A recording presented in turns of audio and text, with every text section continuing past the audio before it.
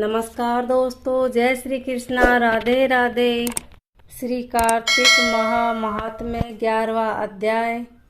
जिसको जप कर जीव हो भव सागर से पार, 11वें अध्याय का कमल करे विस्तार। एक बार सागर पुत्र जलंधर अपनी पत्नी वृंदा सहित असुरों से सम्मानित हुआ सभा में बैठा था। तभी गुरु शुक्राचार्य का वहां आगमन हुआ। उनके तेज से सभी दिशाएं प्रकाशित हो गई। गुरु शुक्राचार्य को आता देखकर सागर पुत्र जलंधर ने असुरों सहित उठकर बड़े आदर से उन्हें प्रणाम किया। गुरु शुक्राचार्य ने उन सबको आशीर्वाद दिया। फिर जलंधर ने उन्हें एक दिव्य आसन पर बैठाकर स्वयं भी आसन ग्रहण किया। फिर सागर पुत्र जलंधर ने उनसे विनम्रता पूर्वक पूछा, हे गुरुजी, आप हमें यह बताने की कृपा करें कि राहु का सिर किसने काटा था। इस पर दैत्य गुरु शुक्राचार्य ने विरोचन पुत्र हिरण्यकश्यपु और उनके धर्मात्मा पुत्र का परिचय देकर देवताओं और असुरों द्वारा समुद्र मंथन की कथा संक्षेप में सुनाते हुए बताया कि जब समुद्र से अमृत निकाला तो उस समय देवरूप बनकर राहु भी पीने बैठ गया।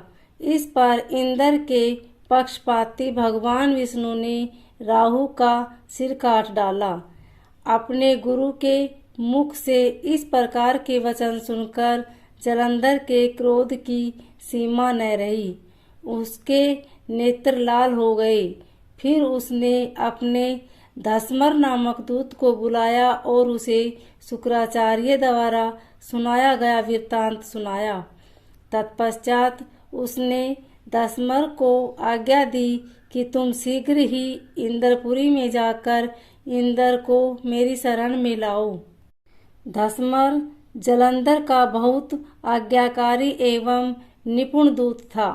वह जल्द ही इंद्र की सुधर्मा नामक सभा में जा पहुंचा और जलंधर के शब्दों से इंद्र से बोले, हे देवता धाम, तुमने समुद्र का मंथन क्यों किया और मेरे पिता के समस्त रत्नों को क्यों ले लिया? ऐसा करके तुमने अच्छा नहीं किया। यदि तुम अपना भला चाहते हैं तो उन सब रत्नों एवं देवताओं सहित मेरी शरण में आ जा, अन्यथा मैं तेरे राज्य का ध्वंस कर दूंगा। इसमें कुछ भी मिथ्या नहीं है।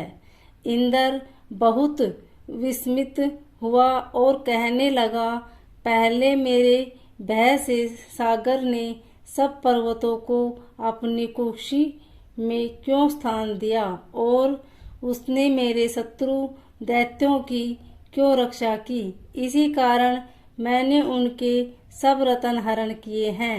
मेरा द्रोही सुखी नहीं रह सकता, इसमें संदेह नहीं है।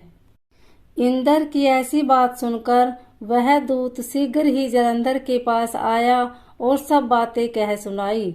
उसे सुनते ही वह दैत्य मारे क्रोध के अपने होठ फड़फड़ाने लगा और देवताओं पर विजय प्राप्त करने के लिए उसने उद्योग आरंभ किया। फिर तो सब दिशाओं पाताल से करोड़ों करोड़ों दैत्य उनके पास आने लगे।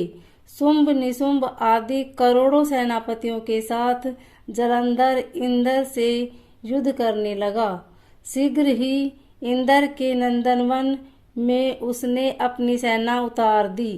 वीरों की शंखध्वनि और गर्जना से इंद्रपुरी गूंज उठी।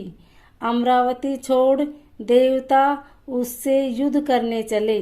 भयानक मारकाट हुई। असुरों के गुरु आचार्य शुक्र अपनी मृत संजीवनी विद्या से और देवगुरु बृहस्पति द्रोणागिरी से औषधि लाकर जिलाते रहे।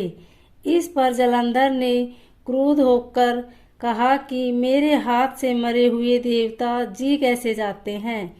जिलाने वाली विद्या तो आपके पास है।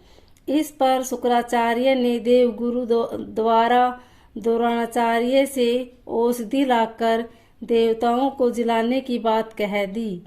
यह सब सुनकर जालंधर और भी कुपित हो गया। फिर शुक्राचार्य जी ने कहा, यदि शक्ति हो तो द्रोणागिरी को उखाड़कर समुद्र में फेंक दो, तब मेरे कथन की सत्यता प्रमाणित हो जाएगी।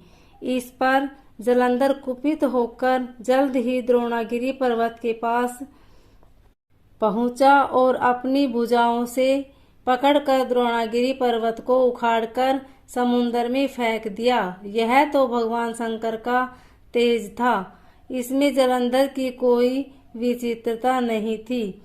तत्पश्चात यह सागर पुत्र युद्ध भूमि में आकर बड़े तीव्र गति से देवताओं का संहार करने लगे।